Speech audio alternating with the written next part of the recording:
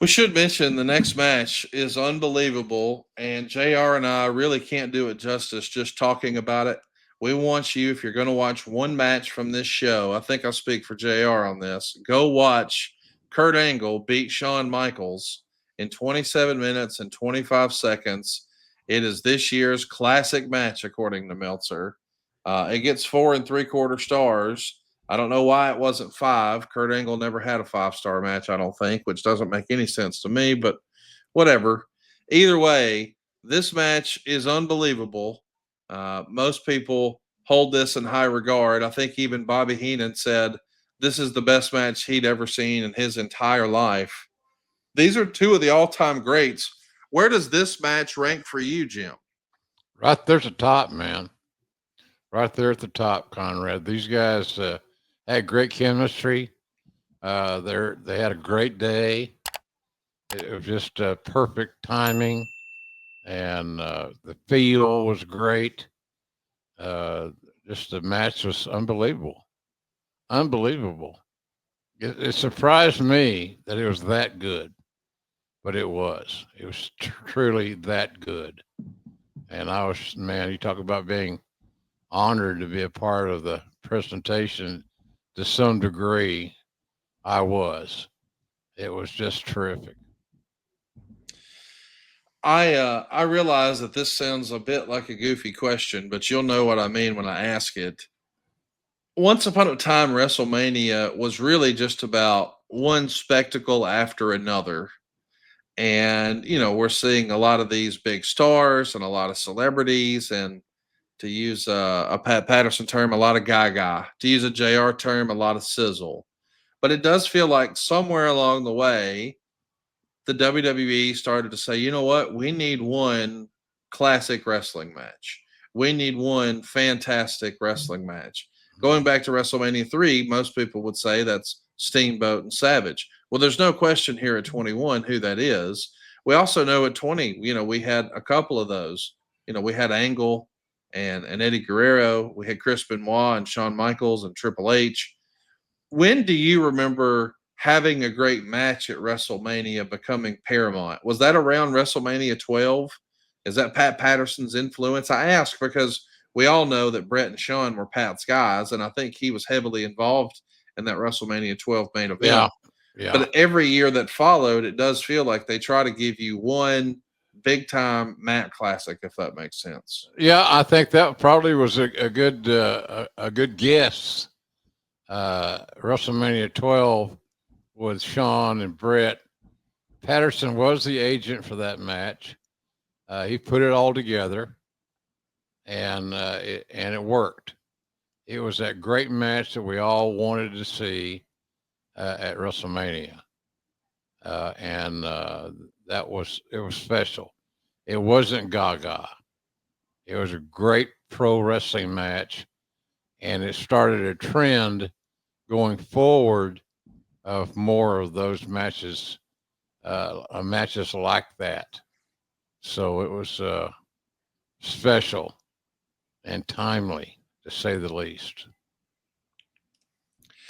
Speaking of timely, the next segment was fantastic. We know that Vince really wanted to celebrate the first WrestleMania, and we all know that the first WrestleMania, again in the main event, featured Hulk Hogan and Roddy Piper and Bob Orton Jr., where we saw Bob Orton Jr. interfere in Randy's match.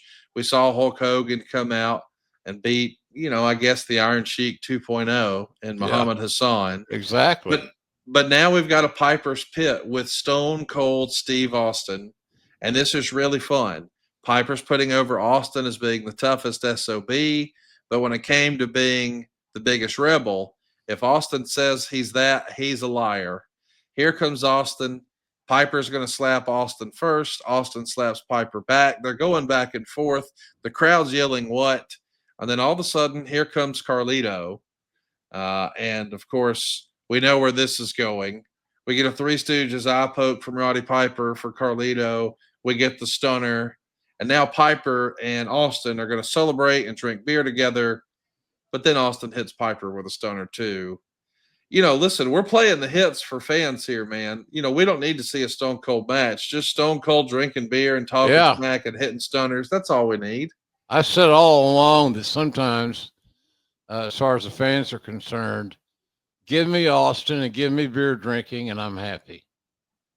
And I think that's kind of what we got there. All the boxes are checked. The dialogue was there. Tension was there. It was just good TV, and it certainly worked in my estimation. It again proving that Austin was so over that having him on the card and drinking some beer and having a little situation like that was hard to beat. It's hard to beat booking wise.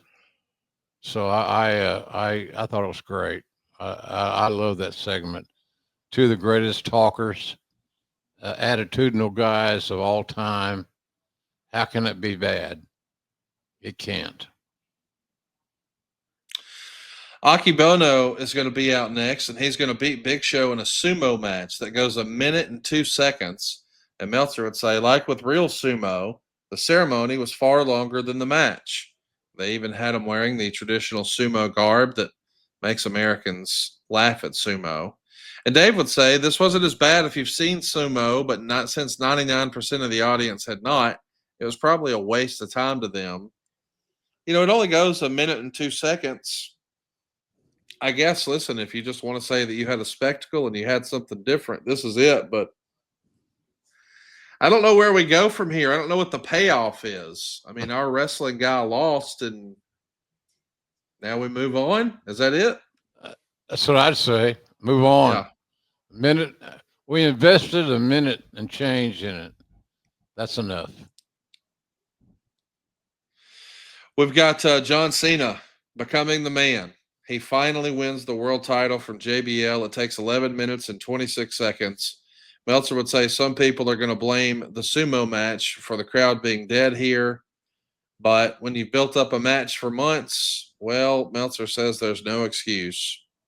I thought the match was okay, but I do think it following the sumo match probably did it no favors. The finish would see John Cena dunk the clothesline and hit the FU. He gets 1.25 stars. And if you've been a long-time John Cena fan, if you go back and you show them this match and say, this is his first world title win, it would probably shock you. Because considering what a big needle mover, and I mean, for a lot of people, he's on their Mount Rushmore of WWE success. He was the top guy there for more than a decade. And it felt like a huge celebration when Hulk Hogan won his first world title or when Steve Austin won his first world title. But for John Cena here, the moment at the time just doesn't feel like it really fits with him with the benefit of hindsight. What say you? I think I would have probably, in hindsight, Akibono and Big Show would have not been the lead in. Yeah. Maybe Trish and Christy Hemme was more compatible in that era. And would give Cena and company more opportunity for success.